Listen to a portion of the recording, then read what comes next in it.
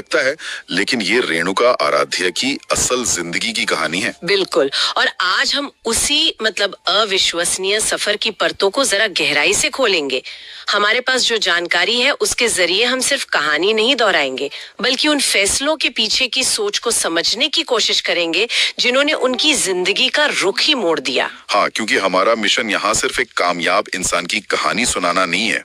हम ये जानना चाहते हैं कि भाई शून्य से शिखर तक पहुंचने की इस यात्रा में संघर्ष, जोखिम लेने की हिम्मत और बिजनेस की वो कौन सी रणनीतियां छिपी हैं जिनसे कुछ सीखा जा सकता है। और ऐसी कहानियां अक्सर हमें एक बड़ी दिलचस्प बात सिखाती हैं। ये दिखाती हैं कि कैसे शुरुआती जिंदगी के वो जो बेहद कड़वे और मुश्किल अनुभव होते हैं, वो किसी इंसान को आने वाली चुनौतियों के लिए इस तरह तैयार कर देते हैं कि वो लीक से हटकर सोचने लगता है। ये वो सोच है जो शायद एक आरामदायक जिंदगी में कभी पनप ही नहीं पाती। तो चलिए शुरुआत वहीं से करते हैं जहां से सब शुरू हुआ।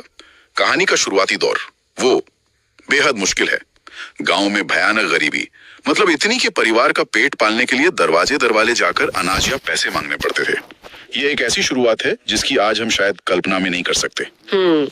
और ये सिर्फ पैसे की तंगी नहीं थी, ये बहुत कम उम्र में एक तरह से आत्मसम्मान और अस्तित्व की लड़ाई थी।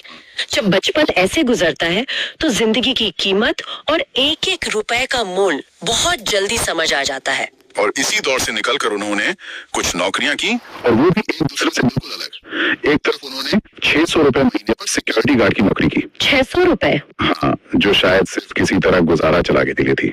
लेकिन दूसरी तरफ उन्होंने एक ऐसा काम किया जिसके बारे में सोचकर ही किसी की भी रूह कांप जाए।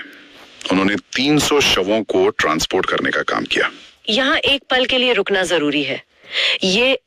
ये सिर्फ एक नौकरी नहीं थी, ये जिंदगी की सबसे कठोर, सबसे बड़ी सच्चाई से सीधा आमना सामना था।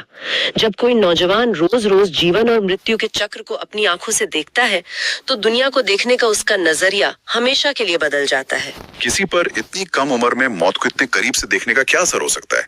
मेरा मतलब, एक तरफ तो ये आपको शायद फौलाद बना दे, पर क्या इसका कोई और पहलू भी हो सकता है जो उनके बाद के फैसलों में झलकता हो? बहुत अच्छा सवाल है।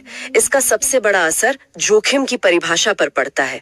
जरा सोचिए, जब आप जिंदगी की सबसे बड़ी हकीकत यानी मौत को अपने रोजमर्रा के काम का हिस्सा बना लेते हैं, तो फिर बिजनेस में होने वाले नुकसान का डर आपके लिए क्या मायने रखेगा? पैसे डूबने का डर, नौकरी जाने का डर, ये सब डर उस अनुभव के सामने बहुत छोटे हो जाते हैं। उनका जोखिम लेने का पैमाना ही बदल गया था।